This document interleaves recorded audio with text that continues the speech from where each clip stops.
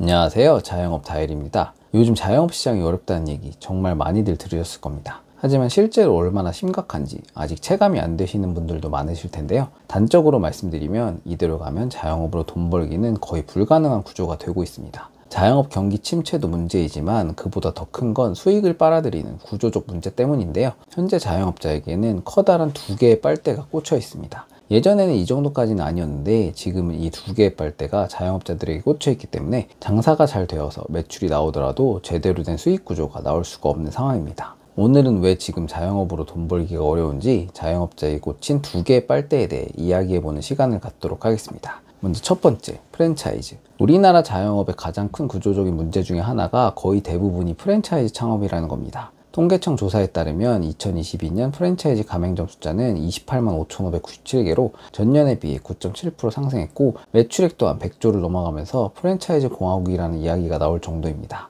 프랜차이즈의 경우 돈만 내면 자리부터 레시피, 조리 방법, 기구 세팅 등 모든 것을 본사에서 다 해주기 때문에 사장님들 입장에서는 정말 편리하고 좋을 수밖에 없습니다. 하지만 문제는 프랜차이즈 창업의 경우 개인 창업보다 여러 가지 측면에서 비용적으로 손해를 볼 수 있다는 점입니다.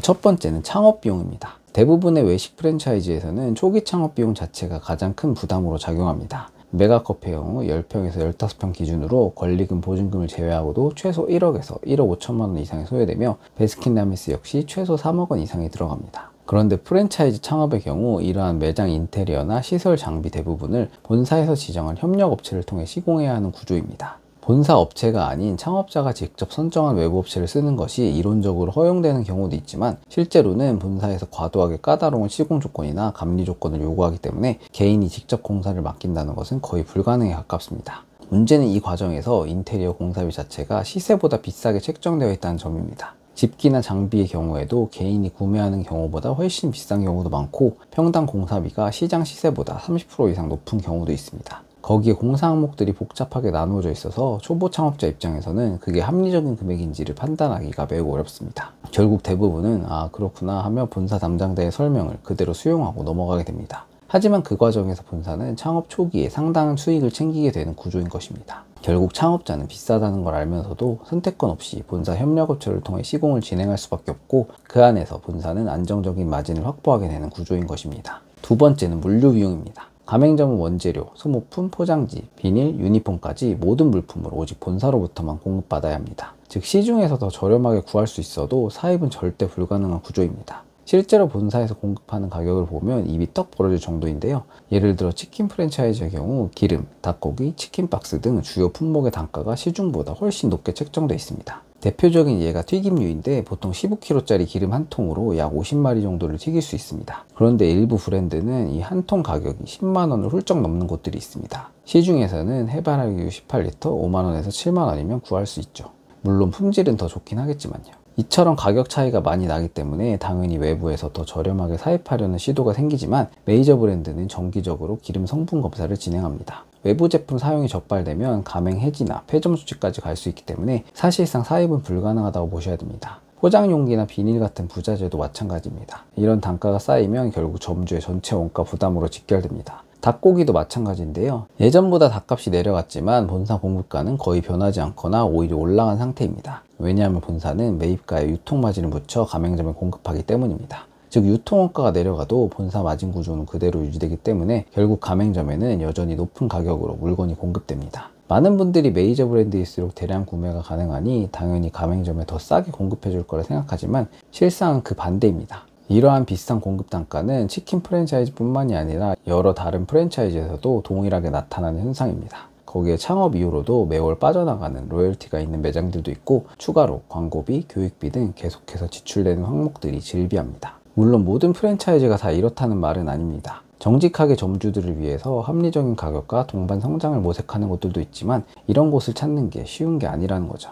그리고 두 번째, 배달앱. 이 문제는 이미 여러 영상에서 다뤘던 주제이지만 요즘은 그 심각성이 더 커지고 있습니다.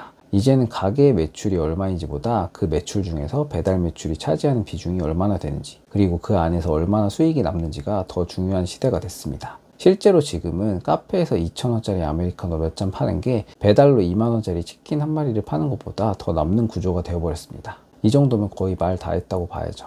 배달앱이 처음 나왔을 땐 분명 자영업자에게 도움이 되는 플랫폼이었습니다. 가게를 직접 찾지 않아도 새로운 손님을 유입시킬 수 있었고 배달 인프라 없이도 주문을 받을 수 있으니 효율적이었죠. 하지만 지금은 상황이 완전히 바뀌었습니다. 수익률은 갈수록 낮아지고 있고 실질 수익은 거의 남지 않는 구조가 되어가고 있습니다. 이제는 배달앱 업데이트 한 번이 가게의 수익을 좌지우게 하게 되는 주객이 전도가 된 상태가 되고 만 것이죠. 그럼 실제로 수익을 비교해서 계산해 보겠습니다. 예를 들어 매장에서 2,000원짜리 아메리카노를 팔면 원두, 컵, 홀더 등 재료비를 30% 감안할 경우 2,000원 곱하기 마진율 70% 하면 한 잔에 1,400원 정도가 남습니다. 3잔 팔면 매출은 6,000원에 4,200원 정도가 남게 됩니다. 그런데 치킨 2만원짜리를 배달로 팔게 되면 남는 금액은 얼마일까요? 2만원 빼기 재료비 50% 만원 빼기 수수료 7.8% 1,560원 빼기 배달비 3,400원 빼기 결제정산 수수료 3% 600원 빼기 쿠폰 1,000원 하면 3,440원이 남습니다. 사장님이 튀김기 앞에서 땀 뻘뻘 흘리면서 닭 튀기고 만들고 조리해서 보내서 배달로 번 돈이 그냥 매장에서 손님이 아메리카노 3잔 주문해서 1분 만에 만들어서 팔아서 남는 금액보다 더 적다는 거죠. 여기에 배민 우리 가게 클릭이나